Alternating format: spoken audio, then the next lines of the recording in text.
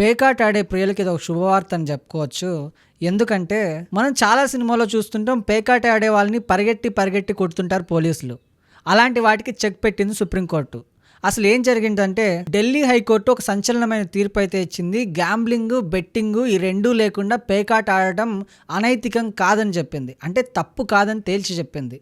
అది కూడా ఎలా అంటే, మన దేశంలో పేకాట అనేది అనేక రకాలుగా ఆడతారని, అందులో వినోదం కోసం, ఎంటర్టైన్మెంట్ కోసం కూడా చాలామంది ఆడుతూ ఉంటారని, గ్యాంబ్లింగ్, బెట్టింగ్ లేకుండా పేకాట ఆడడం అనేది తప్పు కిందకి పరిగణించబోమని, అంగీకరించబోమని ఢిల్లీ హైకోర్టు అయితే తేల్చి చెప్పింది. సో కర్ణాటకకు చెందిన ఒక సహకార సొసైటీ అధ్యక్షుడిపై ఈ పేకాట కేసు అయితే నమోదైంది. ఆ పేకాట కేసు విచారణలోనే ఈ తీర్పు అయితే ఇచ్చింది. సో దీన్ని అనుగుణంగా చేసుకొని పేకాట ఆడడం రైటు అని చెప్పట్లేదు.